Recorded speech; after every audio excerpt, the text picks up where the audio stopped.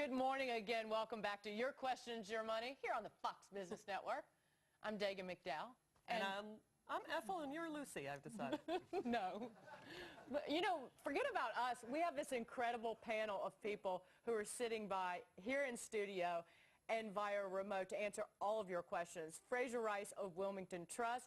Also here is Fox News contributor Jonas Max Ferris of MaxFunds.com. And still with us is former economic advisor to Senator John McCain. Also, he ran the Congressional Budget Office among his many jobs over the years. Douglas Holtz-Aiken is here. Thanks so much. Again, give him the phone number again. We've got a brilliant panel. You want to stay with us. We have a lot of answers for you. You need to call us, though, at 877-249-9626, or still have Vikram Pandit, who's running the company, and that kind of touches on what John is asking. Right. Frazer, they're at the center of the firestorm. With the bulletproof vest That's on. right. I'm kidding. You know, the whole problem is, taxpayer bailouts for Wall Street. The fear is that money's going toward bonus payouts. We see Andrew Cuomo, New York State Attorney General, putting Ken Lewis and John Fain, under subpoena. Do you think that bonus money is basically funded by taxpayer money? That's really, I think, a key controversy here. Well, I don't think there's a direct line between the bailout money and bonus money necessarily, and you need to attract talent to keep talent. But I think ultimately poor performance is going to be recognized and punished by the shareholders. And when people don't do well in management positions, they're not going to stay there very long. And if you're getting a large bonus and your share price goes down significantly, you're not going to be there. And so I think that's ultimately what comes out of it. Joe, get in here on that, but also he asked about health care costs going. Maybe the bonuses will be clawed back. Next on the line. Go ahead. Patrick is joining us from New York. Ask away, Patrick.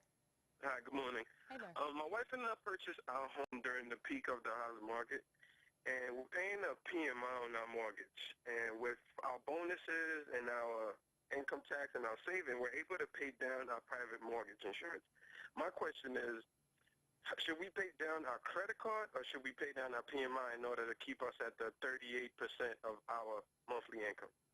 Okay. Oh, I see where he's headed. Go ahead, Frazer. Well, it sounds to me like you're trying to figure out which interest payment to work on first. The PMI, if you're able to pay that down, you'll be able to reduce your mortgage interest rate, and I think that's a good idea. I think what I need to know is what your interest rate is on your credit card.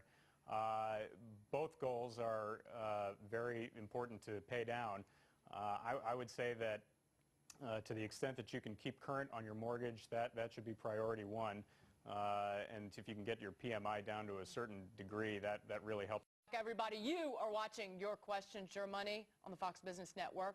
The emphasis on you. That's right. It is all about you. I'm Dagan McDowell. And I'm Liz McDonald. And we want to hear from you. So please call us at 877-249-9626. Or you can email us at feedback@foxbusiness.com. Let's get right to the phones. You want to do that, Dagan? Yeah. On the phone right now is Frank from Michigan. Frank, ask away. We have everybody lined up to answer your question. Yes, good morning. Good morning. My question is, I just roll over my investment money, and I put it in two separate accounts. One was a CD IRA for 13 months, pays low interest. The other, I went with an annuity through an insurance company, a large insurance company.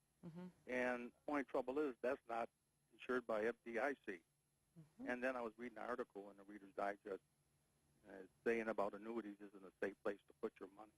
And this is what I'm concerned with. That's a good question. You actually, Alice, do you want to take that question? Because you were that was what you did before you became a best-selling author. You were an insurance analyst. That's how you know Mr. Buffett. Sure. And with annuities, you've always got to worry about surrender charges because they can get you out the back door as you leave. But most annuities from strong life insurance companies are probably safe. But if you do have the option to switch, a low-cost index fund or a CD, if it's a short maturity, is a safer bet. Frazer, do you want to weigh in here? Or? I think if you're worried about the safety of your annuity, the best place to start is to look at the insurance company that wrote the annuity for you. I think if you go to the person who sold it to you and ask for more information on that, that will get you in the right direction. You know what makes me mad, though? Medicare and health care is difficult because you're dealing with people's, health. Yeah. Social Security, it's really just money. It's just balancing it out. And we have been talking about this since I was in high school or grade school even, and we haven't done a doggone thing about it. No, I'm kidding. It should take 15 minutes. Seriously. It's that simple. It should.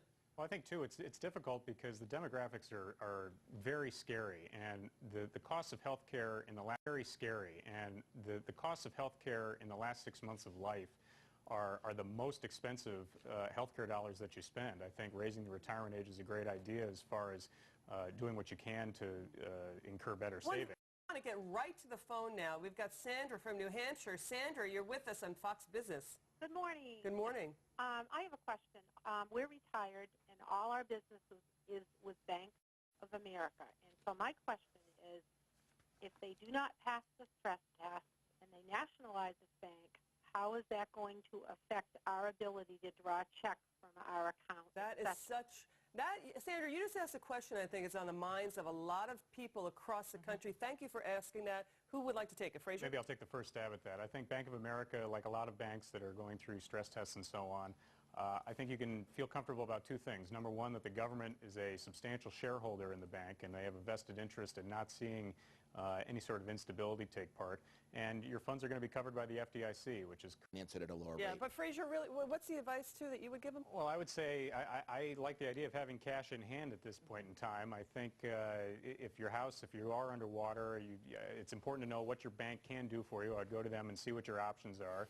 And I would find out what your market is in your area there to see exactly where you think the markets are going to go over the next 5 years and decide for yourself what your own time frame is for the house. I think making a snap decision on selling a house is not necessarily your best bet, and I'm not necessarily sure I would put your free cash into...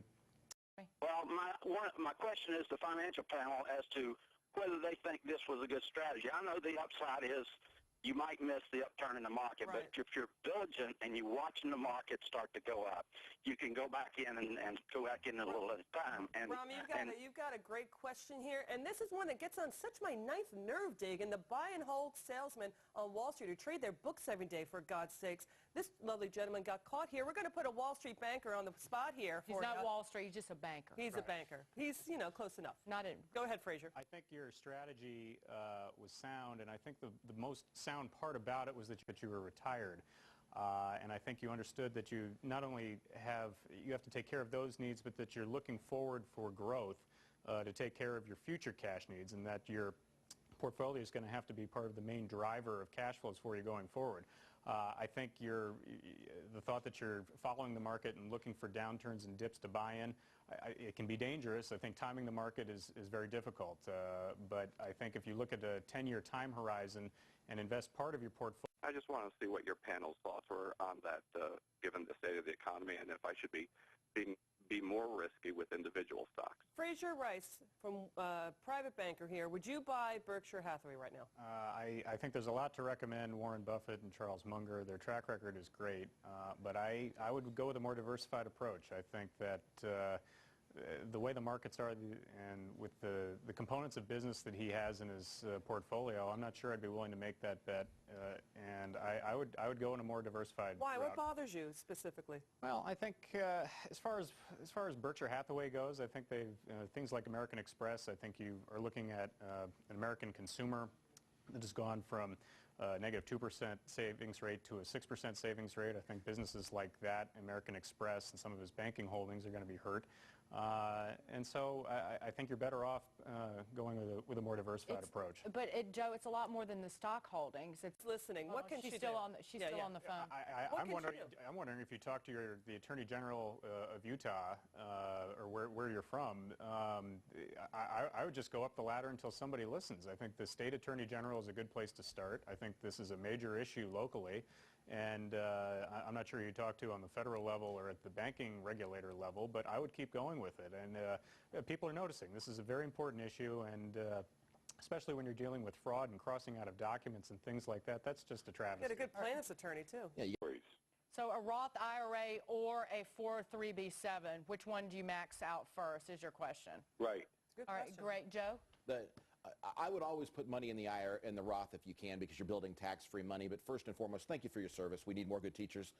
Second of all, you want to make sure that if you're saving, if you've only got a certain amount to save, and in the tax bracket that you're in, I would try to maximize the Roth first because we know where the tax rates are, and I think if you watch the show, you understand tax rates have to go higher. And then put as much of the Roth in that you can, or in the 403B you can. But go with the Roth first. You get independence, direction, and you can pick the individual stocks you want as opposed to the bulk that you're stuck with in the 403B. Frazer. Frazer, what do you think? Joe's advice is quite sound. I think I wouldn't change a thing with that. All right, next up we've got Bill. He emails us supposedly